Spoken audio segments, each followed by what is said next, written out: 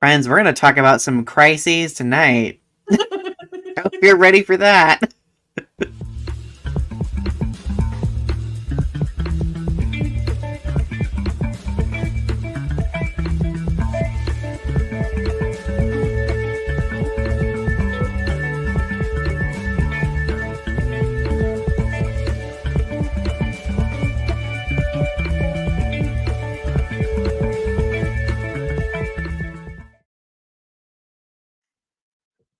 Girl. Girl. I just dropped a bomb tonight. Yes, you did, and it was wild and kind of fitting that we're going into this episode, the quarter life crisis, because I think as we're entering the quarter of our lives, we're we're just unpacking things. We're unpacking. All of that is public information. I'm just putting pieces together. And part of our lore on the show will be that you won't know everyone.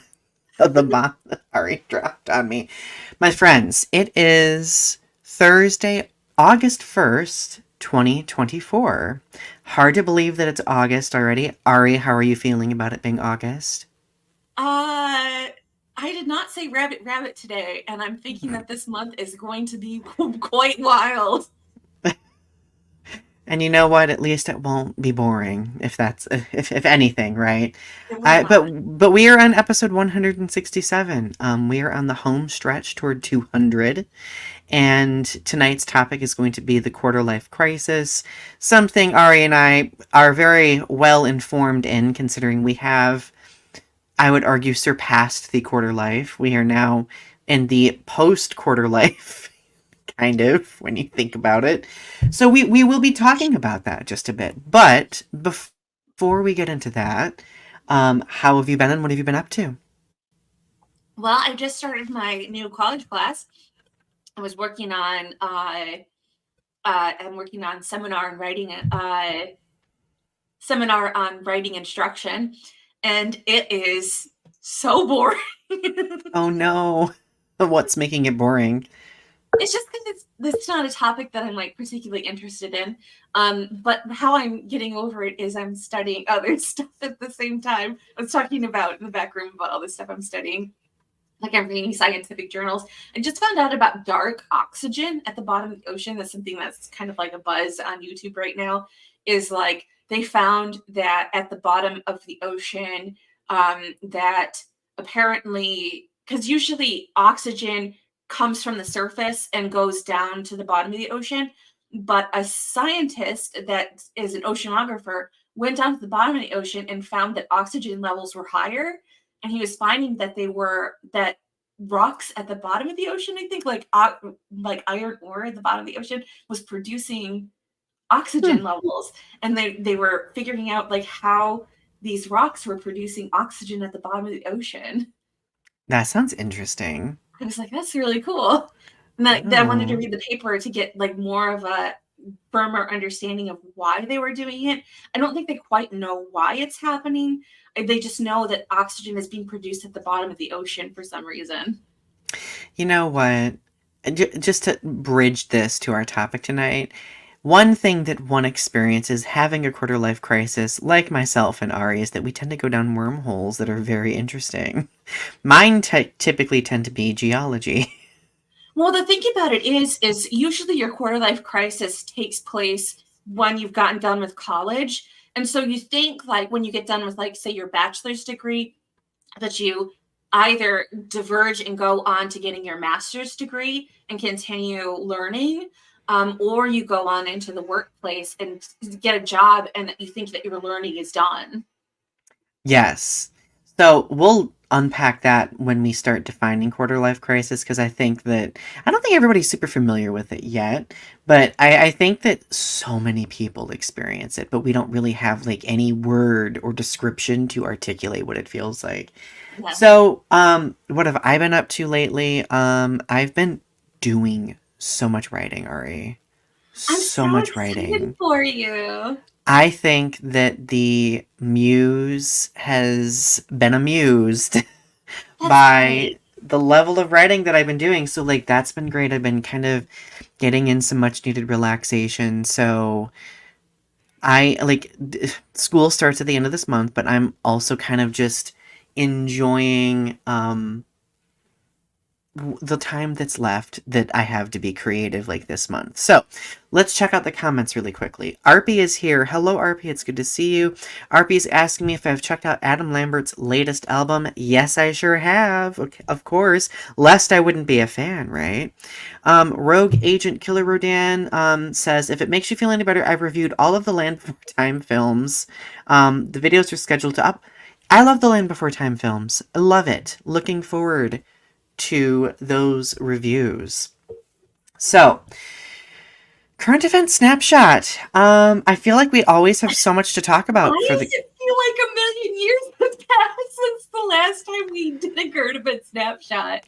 I don't know. It's been like it's been like only a week, right? It's only been a week, and I feel like every week this summer has been so full of stuff that it's been like overwhelming at times. So first and foremost, let's talk about. Well, actually, the most significant things would probably be like the presidential stuff because we are in an election year. So support for Vice President Kamala Harris's campaign has been surging, super duper surging. She's raised over $200 million last I checked. And it's just continuing to grow and grow. But truthfully, one of the biggest events that happened this week was, well, let's just say that former President Trump embarrassed himself at the National Association of Black Journalists, which is like a national convention. I think it was in Chicago. Wasn't it in Chicago? Oh my Something goodness. like that. Basically, he said some very racist things about Kamala Harris's identity. And he also posted a copy of her birth certificate, basically kind of echoing back to his criticism of Obama's birth records way back when. Ari, what has your reaction been to all this? So, first of all, for Kamala Harris, her campaign surging, I we had White Dudes for Harris the Zoom meeting. She's had a series of Zoom meetings. I'm going to one on Friday for disability persons. Yes. They're having a Zoom meeting, so I'm going to that one. I wonder if Because there's going to be an LGBTQ plus one because I would like to join that one at some point. I think look around because I know check the Facebook group because I know that they're talking about just organizing and so like I'm going to donate some money I think maybe to her campaign but it's just talking about like what the community wants from her campaign as far as but the disability community is coming together and like asking like from her what we expect from her campaign and like her presidency like what our demands are basically. Right. So I'm going to that Zoom meeting on Well, definitely let us know how that goes Friday, next time we have August an episode. 2nd at 7:30, I think it is when the Okay. disability one is. So next week we have an off week, and then the following week we come back for an episode. So I definitely, for the current event snapshot, let's remember, if you feel comfortable overviewing that, I think it would be very valuable to hear how that goes. But basically, like, so White Dudes for Harris raised over $4 million. And what happened was Elon Musk felt a little bit a certain way about it and suspended the White Dudes for Harris Twitter account. Twitter page, yeah. They got their group back, but he was very upset about that for some reason. He was feeling a little bit triggered by that fact that they had raised so much money. Oh no, he's triggered. Oh. But I was showing you that that picture of, because people were talking about how dynamic it was that she was in that stadium, and it was just like a mass amount of people, and she gathered all those people together, and people are saying just like how good that looked, and why didn't Trump ever meet in closed spaces like that? And he did during the 2016 election. But the fact of the matter is that he had so many unpaid bills from the time of his 2016 election that he wasn't able to meet in inside stadiums anymore because he owed so much money and back due bills because he's a cheapskate. Interesting. Wow. I um, like like a lot of people have been reacting to his incredibly racist comments mhm. at the National Association of Black Journalists convention, and I decided to watch it. Even though I was like I really shouldn't watch it, but I decided to watch it, and it was just him being his usual self. Like a lot of people are so surprised by it, and I'm just like, Trump has said very racist things before. Like this is Well, he just was like the treating the latest. journalists like event staff. I don't think Yeah, he like I don't think he realized that they were actually like full-fledged journalists. Like yeah, even there were like even Fox News journalists there that were black journalists. And I think he was treating them like they weren't actually like actual journalists. I think he was treating them like they were just like members of the public or like that they were like event staff or like that they were in lower positions than they were and that they weren't hmm actually esteemed members of the community or like right. esteemed So journalists. I would argue that not only was he being racist, he was also being quite misogynistic in his treatment of them. Yeah. Like, so some questions here. RP asks what I thought about the album. So for the sake of time and topic, I'm not going to go into too much detail about that. I enjoyed it though. I will say that. Rogue Agent says, should superhero or heroine comics talk about real life problems like politics and stuff like that? I would say yes as well. There's a long history of comic books talking about political Well, situations. the Spider-Man comics, I remember this very relevant cover of the Spider-Man comics having Obama on the cover when he first got elected. Do you remember that? When he Mm-hmm. was, they were talking about how he was the first Black president, and they had a picture of Obama on the Spider-Man cover, and I think he was actually in the comic too. Absolutely. I think I remember that. The X-Men comics have a long history of talking about socio-political issues or metaphorically using them. Well, We they could, have main ooh, characters in the X-Men comics, don't they? yeah, is this a video topic idea? An episode idea down the road? Ooh, Rogue Agent. Look, you're providing episode ideas. I love it. But ultimately, there's shenanigans afoot, and I have a feeling there's going to be shenanigans. Let's be honest, there's been shenanigans afoot since 2016. It's just, this is the latest rendition. Well, Ari, are you ready to deliver tonight's mission statement? Oh, okay. Yes. Here we go. We live in a dynamic society where social media shapes us by creating greater opportunities for connection. It has led to a developing understanding of the adversity many marginalized communities face, the powers causing the adversity, and those who act as bystanders as atrocities take place in real time. Our goal with this show is to make connections and have challenging conversations about social topics, current events, pop culture, and art. Together, let's weave the threads of understanding with what privilege we have in order to learn, educate, and create in a world that's growing. Beautiful. Beautiful. So, politics aside, we're going to be talking about the quarter life crisis tonight. So, Ari kind of already defined it for the most part. Ari, do you want to review what the definition of having a quarter life crisis is? So, having a quarter life crisis is a very specific time. It happens between the ages of about 23 to about like 28. It's the time between like I would say getting because you can say it's like when you after you get your associate's degree, but it's usually when you get your bachelor's degree, but it doesn't necessarily need to be college focused, but it's that time in your life when you reach that age of about like 25, 26 is usually around the time it hits.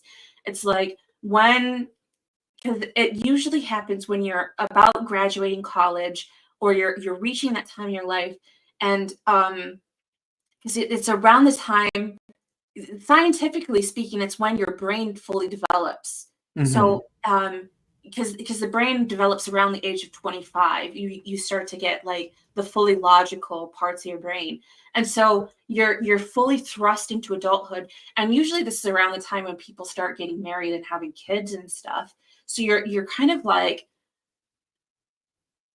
in this space of getting married and graduating college, and like there's all this pressure around that age of what am I doing with my life? Where am I Mm-hmm. going? What decisions do I want to be making? Because there's so much pressure to do certain things at that specific moment in your life to, be this like former of like, um, to be like an ultimate like, you know, because you're in competition with your there's almost like this comparativeness to your peers to be like the best at everything, and like Right. that you have, and there's almost like this feeling of being I don't know, I can't define it. It's almost like needing to be like uh getting everything done, and that there's this desire Oh. to, you know what I mean, to like And like, I think we're going to unpack this a little bit further too, because I think we could talk about the quarter life crisis in context for being in different communities, like being LGBTQ plus as well, because I think it kind of alters a bit depending on what community you're in. So I do want to check out the comments. A rogue agent says, just attempting to help. Well, thank you, my friend. Taylor is here. Taylor says, my brain says, oh no, this is it. That's literally how it feels. Tiffany Gray is here. Hello, Tiffany Gray. It's good to see you, my dear. Hope you're doing well. So, like, for me, like, I think, like, I see most of the definitions will say that the quarter life crisis, lasts for that stint of time in the mid 20s. I personally feel that later generations, and we'll talk about this further too later, I feel like that window has extended due to um, such things like the cost of living, current events, etc. Because I feel like for many people, it sometimes extends into the 30s, like that quarter life crisis, because it's such a like that transition period lasts much longer, Tiffany Gray says, I'm doing much better now that my grandmother's out of surgery and home. Oh, I'm sorry to hear that your grandmother had surgery. I'm glad that she's home, though, and I hope that her recovery is quick. yeah. Good. Um, so, well, this wouldn't be fun if we didn't reflect on our own quarter life crises. So, Ari, have you experienced or are you experiencing the quarter life crisis? If so, what does that look for you? What does that look like for you? So I experienced my quarter life crisis as a cis het woman. So it was very specific, very defining experience. I was dating somebody, and so for me, there was a lot of pressure to a lot of heterosexual culture, a lot of cis het culture to get married and have babies. That was like something that mother culture told me, you have to get married, Mm, have babies, and be like, I got my degree, I learned everything I needed to, and now I needed to start a family and be a mother. And so I was trying to fit into a role that I didn't necessarily want or need. And so I was putting a lot of pressure on my boyfriend at the time to fit into a role that he didn't necessarily even want to fit into either. mm, And so there was a realization at one point that I was like, because I was at the end of college and I was about to graduate, and I was like, what am I doing? mm, Where am I going? What is this? Where, I was like, this guy, and if I'm going to be tied to this guy because he's not stepping up, I mm-hmm, said, if I marry this guy, this is going to be disastrous. I said, this is going to be the worst thing that ever happened to me. I mm-hmm, said, because he's not going to commit to me. And that's been my problem in all my relationships, that I just have men that just do not want to commit to me. And that's been kind of my downfall, is that I just find so many men that just do not want to commit to me. But I was like, this is gonna be the worst thing that ever happened to me. Oh, So no. so I broke up with him, and I was like, and it was during the Great Recession at that point. So I was like, I remember making a video for YouTube, and I was just crying in my car, and I was just like, I don't know what I'm gonna do with the rest of my life. I think I just threw like a big tantrum, because I was just like, I'm gonna have just the idea of like having that much student loan debt and staring down an economy that in my hometown had depression level era unemployment, like more than 25%. Mm-hmm. And I was just like, what am I going to do with my life? I have no idea. Wow. So for me, I'm gonna read a couple comments first, then I'll share mine. That's interesting though, like the relationship aspect being kind of part of that. I'm gonna talk about that in a minute too. Tiffany says that life crisis has been hitting me a lot the past few years due to my fear of aging, and my fear of aging comes from my crippling fear of losing my older loved ones. Yes. Rogue Agent says I'm over 100 years old and I'm still annoyed at people. Oh, Rogue. So for me, my quarter life crisis began after I graduated from college. So I graduated from my undergrad in 2011, and I took probably like 2 years off from school. Although I didn't know at that time I was going to go back to school in 2014. From like 2012 to 2013, that was like a very influx couple of years. I was like working two jobs. I I hopped between relationship to relationship, and then I stumbled into a relationship with a very toxic person. And throughout 2013, I always call 2013 my chaos year, because I was drinking and smoking. I was like very much kind of, I was attracted to the feeling of careening into infinity, and that's kind of what I felt like I was experiencing. But at a certain point, toward the end of that relationship, I realized that this person was not treating me well. I literally would work 12 hours, drive 50 miles to see this person and spend the night with them. They wouldn't pay attention to me. They wouldn't, like, be kind to me. They were peer pressuring me into a bunch of different things, which I was not comfortable with. And it kind of spiraled into the people in my life witnessing this and being like, Donnie, what are you doing? Like, Donnie, what's the plan here? What are you doing? And I really got up, like, when I saw that other people were seeing something that I wasn't seeing, that's when I started having like this crisis, because I was like, in 2013, I was in this, you know, unproductive relationship. I didn't know what my direction was going to be.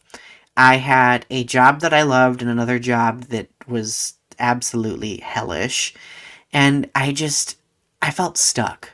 Like, I kind of felt like I didn't know what direction to take. At um, a certain point was my breaking point. And I got to this point where um, I was like, I'm done with this person. I remember it was around New Year's of 2014. I was like, new year, new me. And I ended up breaking up with this person. It was messy. I ended up breaking up with this person, and it was the catalyst that kind of motivated me to go back to school for my master's program, move across country to Missouri, which was Ari, you knew me back then. Like, me moving out of Michigan, me moving in general beyond college was like unthinkable. But I did it. And I I think that part of that quarter life crisis made me feel like, oh, I need to quickly get on that assembly line before I lose it forever, kind of a thing. Like, I'm in my mid to late 20s. What am I doing? That's when mine started, I would say. Um, so Taylor says, every time I feel like I'm done with my crises, I have a new one. I think, for our generation, I definitely think that's very commonplace, I would say. Let's see. RP says, I don't think I've had a crisis. Tiffany says, RP, I'm glad you haven't experienced this. It's a horrible feeling. And then RP says, you didn't deserve that, Donnie. Thank you for saying that. I appreciate it. Yeah, I think Tiffany remembers this one because I remember we would both like call and talk to each other and rant about our toxic relationships. I think I was in a toxic relationship at the same time that you were, Donnie, and I think I moved across the country at the same time that you were. Ari, I moved to why Grand. are our lives in sync? What was going on in 2013? 2013 was such a strange year. 2013 was such a garbage year, but Mm. 2014 was such an informative year because I moved from Iowa to the Grand Canyon, and that was such a healing year. Yeah, it was our bounce back year. Yes, it was. Absolutely. It's Um, only gotten better since then. it's been upward, it's been onward and upward since then. Yes. Now, would I argue that I'm still experiencing a quarter life crisis? I feel like I'm probably kind of at the tail end of the quarter life crisis. Like I'm still experiencing, I think I've mentioned this before, but over the past few years, like I've accomplished quite a few of my like dream bucket list things that I've wanted to accomplish. And I've kind of gotten to the point where I'm like, I don't know what's next. And it's kind of making me freak out. Um, and I've made a little bit of peace with it because I feel like I have found like a groove, but I have moments where it kind of seeps back in. Um, like I have had like a part of my quarter life crisis with like, people in my life, whether I trust them. Like I've had those types of quarter life crises. My therapist tells me that in your 30s, you kind of like have this point of evaluation of the different people in your life, especially those who've been in your life for like since the beginning, right? So, but anyway, do you feel like you're still experiencing any quarter life crisis? I don't think it can be called a quarter life crisis at this point. I think it's like edging into because I had a period in my 30s that were really calm. I experienced a mental health crisis, which was, I think, a rare occasion. Like, I don't think that many people experienced what I experienced. So that was kind of derailed my 30s. Mm-hmm. Um, I think that my 30s would have gone differently had I not had a mental health crisis. But I think that from my mental health crisis, my life has gotten significantly better. I think what I'm experiencing now isn't necessarily a crisis. It's a questioning about the future and a sort of existential dread is starting to seep over me as I'm coming into my 40s. I think that that's sort of like maybe the rumblings of potentially like uh, the beginnings of like a midlife crisis that the culmination that'll culminate into a midlife crisis later on, Mm-hmm. um, such as like my father is has died, and so my mother's getting older, and she's talking about dying soon, and so that's sort of like talking about like mortality and the fact that the people around me are starting to die and that my siblings are starting to get older and that eventually we will start to die too and that the people around me are starting to get older and that I'm starting to question like how many years do I have left to work on the things that I want to work on. So Mm-hmm. I'm starting to think about those things, like I'm getting older and I'm starting to think about those things. Also, I'm starting to get at the age where I'm getting menopausal. Like I'm my sister, I think my oldest sister is going through menopause right now. And so Mm-hmm. we're starting to get to that age where I'm no longer biologically becoming viable. So a lot of society, we just had that situation where J.D. Vance was talking about how childless single women are considered psychotic. So I'm one of those people that he was mentioning that, I'm considered one of the psychotic ones because I don't have children. And And you own a cat too. I do, yeah. Oh no. So it's like, and it's not that I had never tried throughout my youth to get a man to commit to me and have babies with me. Mm-hmm. So it's sort of like it kind of hurts a little bit that Yeah. because it's sort of like it's not that I never tried to not be what society expected me to be, but it's just never that I had a man to commit to me and make babies with me. It's just, so it hurts a little bit because it's sort of like it's sort of like the impetus was on me to trap a man in a relationship and have babies, when all Mhm. I, that a lot of that was that I wasn't financially and emotionally stable enough to have children for so many years. And Right. so it's sort of like, you know, I was doing the responsible thing by family planning and not having just a baby in the world that, was sucking off the system for so many years.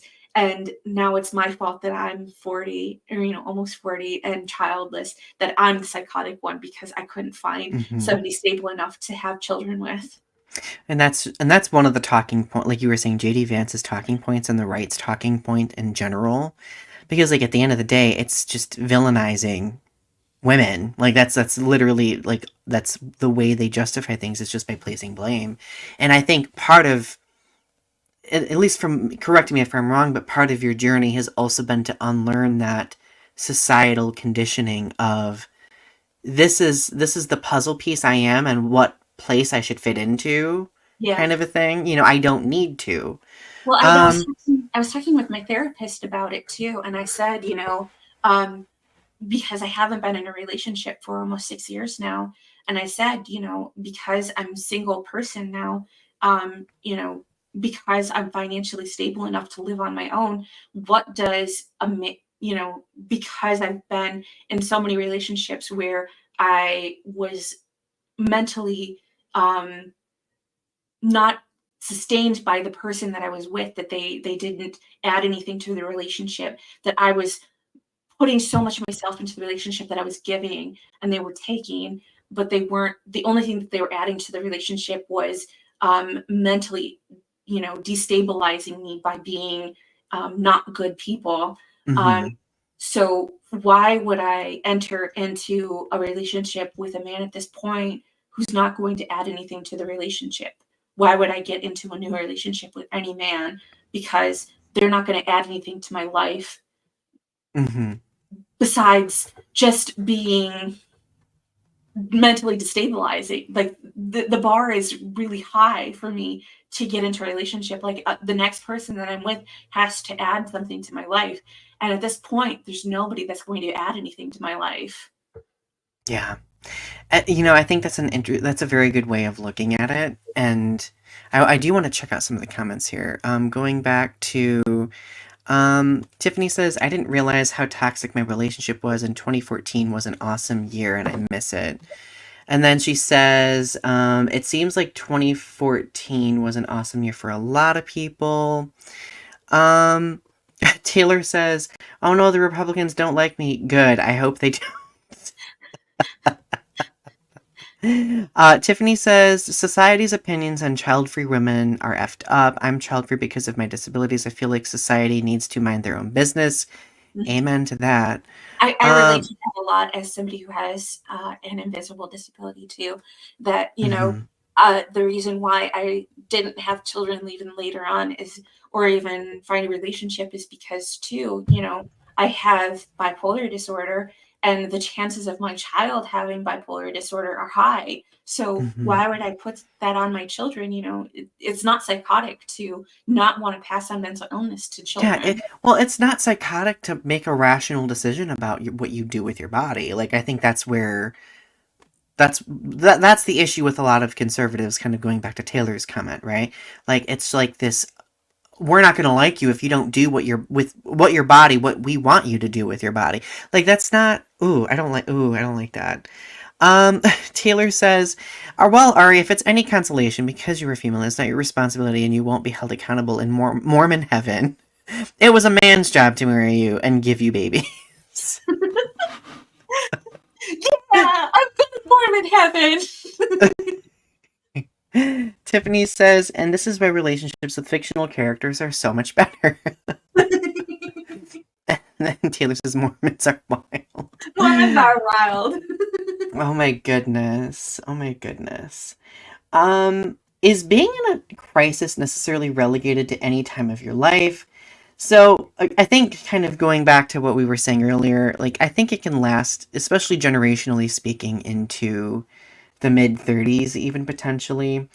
And I think that kind of is a convenient segue into the next question of, Why is the quarter life crisis for Gen Z and millennials discussed widely? And I think that probably that has a lot to do with the fact that, well, our generations have, since we were in formative years, experienced a number of huge historic events, many of them not being good historic events. And I feel like being exposed to that really kind of makes us face our own mortality, the state of the world, the future of the world. I mean, case in point, like, I remember in eighth grade, like, watching 9/11 at school happen. Like, Yeah, I class was watched. suspended. It was just on TV the whole time. Ari, what were you about to say? I Oh think you my god. froze. Ari's freezing a little I bit. said that I remember being in 8th grade and watching Columbine happen, and then being in 11th grade and watching 9/11 happen too. Hmm. It was scary, wasn't it? Yeah. And the fact that it was so normalized, like, I think it. And then, of course, like, fast forward to 2020, well, 2016, and then all the way to 2020, we experienced a pandemic. And now it feels like every year there's like some significant thing that happens. And so Taylor makes an excellent point. There is a reason why the silent generation was silent. There was too much upheaval. Mhm. Yes. So when you think about it, like during those generations where there is like a lot of war, a lot of like major events taking place, um, like I really think that it shapes people, generationally speaking. It shapes how we envision what our futures are and what we do to pursue those futures. Um, I know, like for many people in our generations, a lot of it is just simply surviving and making ends meet because of the sheer cost of living. Like the cost of living itself is is a crisis in of its own, right?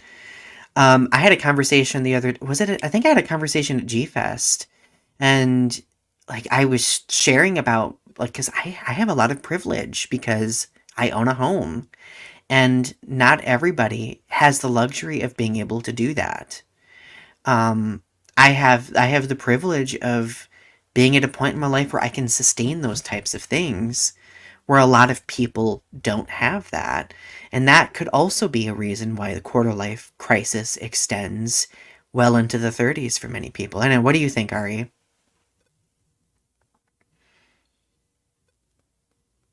I think there might be a slight delay. I think Ari's internet is messing up right now. We were doing so well. I think we may have lost Ari, everyone. Oh, no. Well, so while Ari figures out the internet, Ari, if you want to back out and come back into the stream and see if that helps, that might do the trick. But um so I think like you see like a lot of millennials, especially on social media, like one of our cringy things is that we will say, "Oh, we have to this adulting," and I think while it is annoying for people to hear that, oftentimes I think adulting is just associated now with like just basic survival, right? Okay, Ari is back. Let's see if we got Ari in the stream. Let's hope it works. I don't know what's going on. Ari, are you there? Yeah, my internet's running slow for some reason. You know what it is? It's that my switch to a new Wi-Fi, and so it's not running the same as it used to.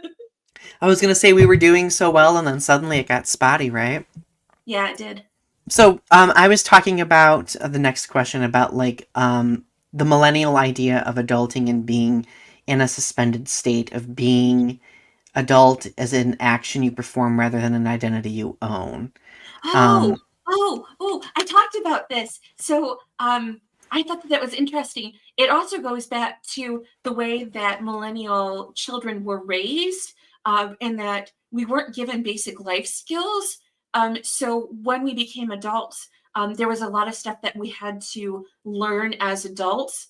Um, so when we got into like our own places, like when we got into the adult living situation, there were a lot of basic life skills that we weren't taught, that we had to basically like catch up on, such as like cooking and cleaning and managing bills and doing things. So there was this idea, because we were kind of infantilized by boomer culture, because we went into the work culture and we Mm, had all of these boomer bosses that were kind of like having us in job roles such as like internships and things like that, where we weren't actually being paid for those positions. So that was kind of like part of that infantilization process too. So we were kind of like, we were still kind of like feeding off our parents while working jobs where we were kind of infantilized in the office, because we were not being treated as though we were actually like an important part of office culture, while still being used for like unpaid labor, um, and being used for like positions and doing the labor of the office while not being paid for it, and not being given basic life skills to maintain ourselves. There was this idea, because we were having all these crises of like, how do I do all of these things? Um, it went into this idea of adulting where you were performing actions of adulthood, but you weren't actually in adulthood, because the world had treated you as though you were not good enough to be an adult. mm-hmm. Yeah, that's an interesting way of putting it because like I do remember those times, especially after school when I started entering like the workforce, right? Where like because of the generation there seemed to like be like this imposed stereotype of like, oh, pat pat pat, you're new to this, you're a millennial, so I don't know if you deserve to get paid or to, be part of this assembly line yet. So here are some training wheels for you. Like some chronic training wheels kind of a And thing. it's so interesting because boomer culture, they were always paid for their labor and they were always paid for a job that they did. But it was something that did not translate into their millennial children, or even Gen X was paid for their labor, but millennials and Gen Z are not paid for their labor. They're always expected. Gen Z will just quit on the job and they will not work for any unpaid labor. Like they will refuse. But Hmm. millennials will often work for unpaid labor, because they were so, because we got jobs during the recession, so it was often that we were expected to perform more and do Yeah. more for less. I think part of the quarter life crisis in this context is that we've also been burdened with this, like, this mind boggling guilt over, not falling in line, if that makes sense. Well, because we were Like, always told that we were ruining everything. We were always yeah, told that we were destroying something, or that we were ruining some economy, or because we were buying avocado toast and coffee. or that we weren't good enough, or that we didn't belong, and everything like that, or that we're big bait. Like, I just, like, even having any flicker of an emotion seemed to be criticized, Or that we right? always needed some kind of like trophy for doing a job well done, because we got participation trophies that they gave us. Hmm. And the issue is that we would never get feedback on what we would do other like unless it was like just mean and scathing. Like there was never any constructive feedback for us to grow, so we were always in that state of like not knowing if we're doing the right or wrong thing and being terrified of taking any meaningful action for ourselves out of fear of doing the wrong thing, if that makes sense. I don't know if that makes sense, but But even being gifted, we were told that we were that we were achieving, and that, because I was considered a gifted and talented student, and so we were given huge amounts of praise. And then when you get into adulthood, it translates into, if you perform and you complete actions and you do more than your stuff, you're considered one of the good ones, and that you're expected to do a lot of unpaid extra workload for no extra money. right. No, yeah, absolutely. Looking back at the comments here really quickly, so Taylor adds an interesting perspective when it comes to motherhood and the millennial experience. She says, I see a lot of the motherhood community benefiting from the millennial experience because we are being so much more nurturing to our children and nurturing ourselves to survive it in ways prior generations of mothers couldn't balance. The internet deserves a lot of credit. I do think that, like, the internet has kind of provided a connective tissue for a lot of people to like gain solace in other people's experiences because everything is so immediate. Like stories are shared more immediately. Thank you for sharing that perspective. I think that's very interesting. And Tiffany says, "Ew, avocados are gross. They taste like boogers." I love avocados so much. The only thing that I see in the motherhood community that gives me some concern is the wine mom uh, subset of millennial motherhood community, and that like it's like I understand like you can do what you want, but there is like a subset of motherhood community in which some go real far into that. I like mommy needs a drink right now. And Mm-hmm. it's like, whoa, it's like, are you okay? Like, are you doing okay? Ari's like wine moms or Gen X, babe. We're good. Oh, they're Gen X. Okay. Oh, I didn't know. I didn't know that. Well, so I guess from the context of teaching, um, I see a lot of students who enter a quarter life crisis because they've not really been taught either boundaries or they've not been really taught like um ways to kind of like problem solve things independently. And I think a lot of this, like the pandemic, has been an influence, and then other things like the trauma many of us experienced, from our own parents, right? Like where there's then like this rise in, I think, is it called gentle parenting or passive parenting? Gentle Um, parenting. and of Yeah. course, mind you, I'm not a parent, so I don't have like all the knowledge. Yeah. But based on what I've read and what I've learned through teaching, like it involves like a lot of like just allowing things to happen kind of thing and trying to turn things into teachable moments. But I think there's also a certain point where like people It's need just to not be taught it's boundaries just and the significance of boundaries. it's just not being aggressive. That's the thing about gentle parenting. You know, a lot of us when we were kids, we would get spanked or we would get yelled at or we would be Mm-hmm. belittled or humiliated. And so a lot of gentle parenting from what I've seen is just talking to your kids like they're not stupid or talking to your kids like allowing your kids to have their Mm-hmm. emotions, like allowing them to be mad or be sad or be upset, but Mm-hmm. allowing them to work Yeah. through those feelings and teaching them logic and not just saying you do this because I'm the parent and you're the kid and I tell you so, and not Right. using that logic, but working them through those things and allowing them to reason why they shouldn't do certain things and why they should do certain things. And Taylor makes a good point here. The goal is to teach emotional regulation. Yes. Like, I think for emotional regulation, going back to what I was saying earlier, like, like teaching them that it's okay to have emotions, kind of like what you were saying to Ari, like, because many of it, I remember so many times being told to suck it up, don't cry, man up, get over it. And it caused me so many emotional issues when I was like, especially entering adulthood, coming to terms with myself. And I do feel like more gentle, I think I would say gentle grandparenting because my parents were pretty gentle parenty, I would say.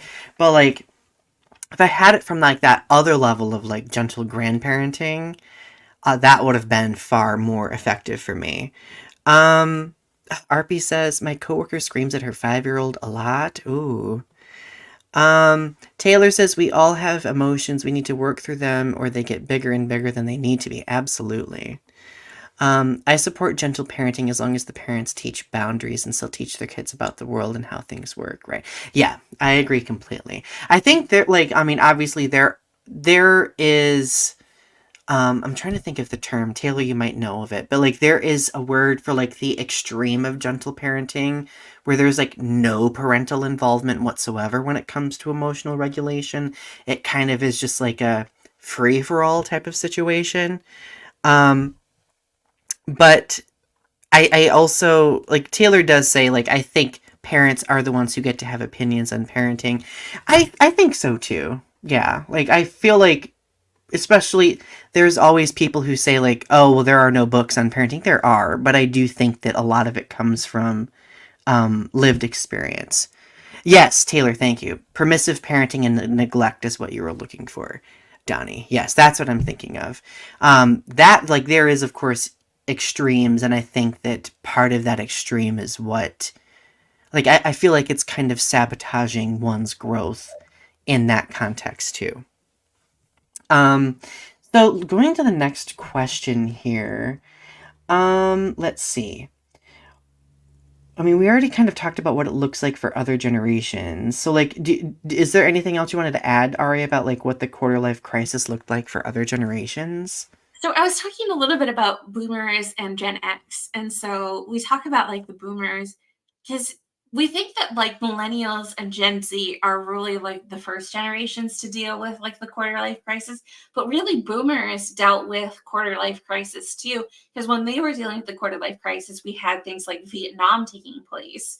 And so Mm, when they came of age, they were dealing with their crisis during Vietnam. Like they were scared that they were going to get sent off to Vietnam. Like, boomer men were going to go off to Vietnam and they were going to die in war. You think about it. mm, And so that's what they were dealing with at the time. And you have like Gen X men, not to neglect Gen X because they definitely dealt with their own, quarter life crisis, which was the tech crunch. They went into the workforce and they were getting all these jobs and they were, being esteemed in the workplace as being tech, knowledge of the emerging internet. And what happened was there was a tech crunch, and so they lost a lot of jobs in tech fields, um, mm, because it just wasn't the same as, so they had kind of their own little, it was like a mini recession. It wasn't the same as like the Great Recession but it still was, there was a tech crunch. And so it was difficult to find a job for a few years, like because the tech industry kind of experienced kind of like whatever. So it no, was yeah. harder. It was harder to find, you know, because it was anyway. So there was a quarter life crisis as far as that goes. I think that they found their way back, but they experienced more of a later crisis because they experienced the Great Recession kind of in their 30s and 40s, like a little bit later than what we did. So they were losing their houses. When so they lost like, but they lost, people lost their 401ks to the Enron crisis. So, you have like people losing, the Enron thing happened in like 97, I think it was. So people were losing, 401ks and things like that during Enron. Yeah. Yeah, I remember that. That was kind of a wild. I was a kid and I didn't understand the full gravity of everything, but it was kind of a wild time. Yeah. Um, Tiffany says, I agree with, earlier in the conversation, I agree with that, but you can also have an opinion about parenting from the point of view of the kid. Yes. So are there any external influences that may exacerbate the quarter life crisis? We kind of touched on this too, like housing could be an influence, moving, changes in relationships, new opportunities, losing opportunities. Like, I mean, both Ari and I talked about like kind of a relationship being, or like the shift of a relationship kind of being like the catalyst of um starting a quarter life crisis, or at least working through the throes of a quarter life crisis. I just hit my microphone. I apologize, everyone. Um, Um, Go yeah. ahead. But like some other external factors of like the quarter life crisis is economic factors, inflation. I mean, that's something Gen Z is dealing with now, is inflation factors having to deal with. So like we have grocery prices that are, grocery stores and things are gouging prices. So it's making it difficult to get um, groceries right now, and that's having a factor on the way Gen Z lives, and being able to survive in the environment. Not being able to eat is huge on the way Gen Z is developing as far as their quarter life, because having food instability is going to change the way that they develop and see the future. Hmm. It's going to change their values because they're going to see food as something that will be like a priceless commodity for them, that they might luxuriate in in really rich foods because they're going to try to get the most calories possible from the least amount of money. Absolutely. That's an interesting point. I did not consider that. Yeah. So, so let's focus it on solutions at this point, because we like to focus on solutions. So, how do you personally navigate through having a quarter life crisis? With grace and kindness. One of the things that I dealt with uh, because of my quarter life crisis is I went through a severe depression, and I was self-harming during that time, and I was experiencing suicidal ideation during that time, because it was just there's no way around it. It was kind of a dark night of the soul as far as it goes, if you know what that term means. Mm-hmm. um, so it was kind of a bad time all around. So I would experience things like I would be getting ready for work and I sat down and I didn't move for the whole. I had to call into work because I couldn't get out of my chair. I just sat there and I just stared out the window and I just sort of dissociated for 8 hours or 10 hours. And I just felt out of body because I just didn't Mm-hmm. know how to deal with life and my relationships and my situation and where I was and what I was doing and where I was going. And I was I put my notice in at my job because I was like, I had gotten in my head that there were so many problems with my job, and I was so angry at my job, and I was blaming them that it was their fault. It was their fault because the place was so messed up. And then I Mm-hmm. thought about it over the weekend, and I was like, it's not my job's fault. It's just that I'm not happy here. This is not what I'm supposed to be doing. It's not where I'm supposed to be. It's not the life that I'm supposed to be living. This is not the place that I'm Mm. supposed to be living. And then so what I did was I just freed myself and I went to go experience the life that I should be living. And so what it was is I didn't yell at them when I could have yelled at them. I didn't blame them when I could be blaming them. I didn't experience jealousy when I could be experiencing jealousy. I went with grace and love and said, I could be blaming you right now, but I'm not. What it is I'm unhappy in my life and this is not where I'm supposed to be and I need to go where I'm supposed to be. And that's what I Mm-hmm. told them in my exit meeting, that I said I just need to go where I'm supposed to be and this is not what I'm supposed to be doing with my life. And they Wow. and I was like, I just gotta go. This is it. This is just not what I'm supposed to be doing. That's kind of a powerful way of looking at it. Like, I think that's kind of where I was at, during that transitional period going into 2014. I was not happy, and I was just kind of clinging to like this situation that just kind of became this cruel cycle of nothingness. And I realized at a certain point that, I had the power to make a change if I really wanted to. What was preventing me from doing so? It was the uncertainty of what was next. And then when I finally realized that what was next would be preferable to the scenario that I was in, that's when I started making those necessary changes. Now, like, at that time in my life, I don't really think I could articulate it like I am now.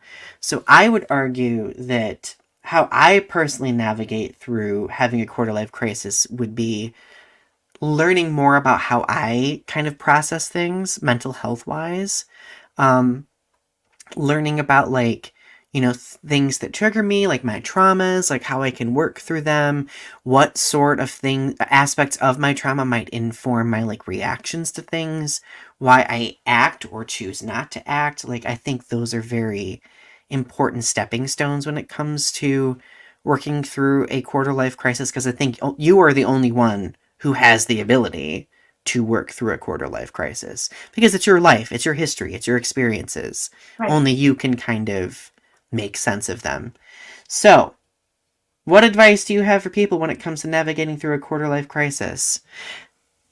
My first piece of advice would be realizing that it's completely acceptable and fine to go through a quarter life crisis.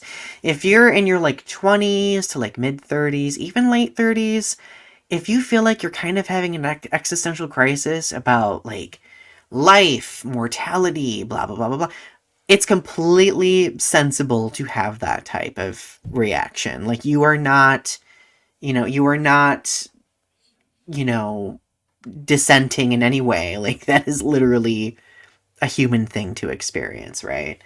And my advice would be like, try to introspect, think about like what you can do to take proper action.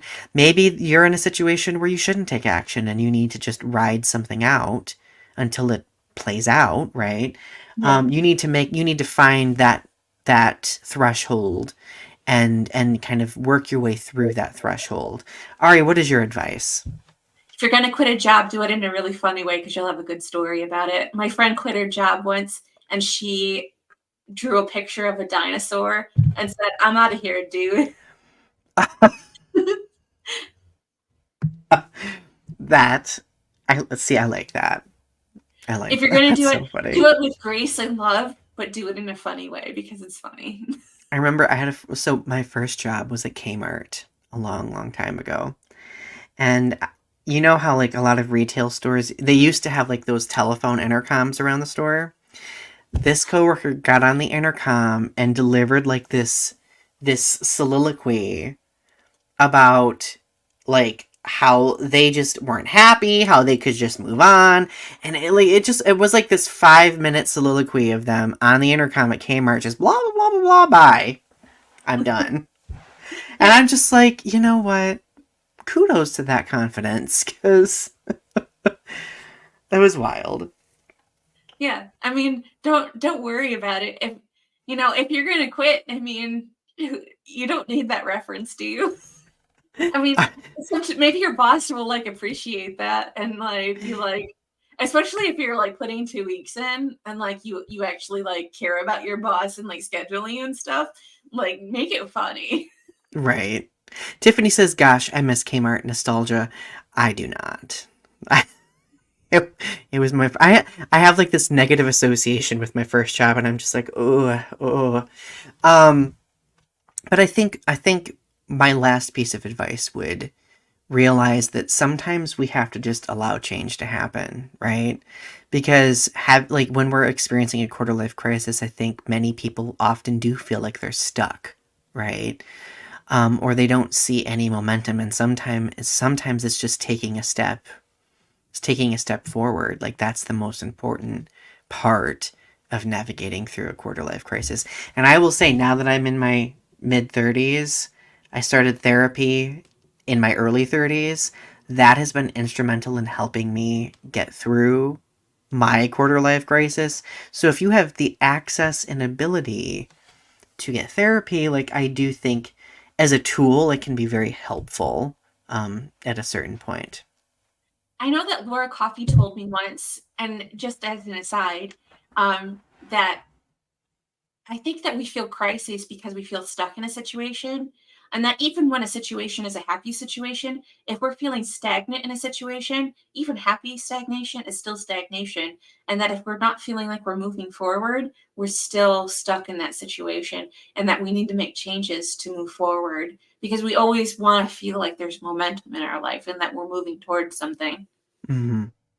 Absolutely. I think that is the perfect point to end on, Ari. Okay. Iconic. Iconic. So everyone, um, let's navigate through our crises together. We got this. Um, don't forget to click like. Don't forget to subscribe to our respective channels if you haven't yet. Subscribe to Ari's channel's Strange Nothings, Boocha Baby. Ari's channel, Boocha Baby, Ari's Water channel, almost has 1,000 subscribers. Go subscribe to that if you haven't yet. Tarot Time with Ari as well. Um, Next week is our off week. So we will be back on, what is the date? The 15th. So, fare thee well, my friends. Have a good night, and we love you. Bye.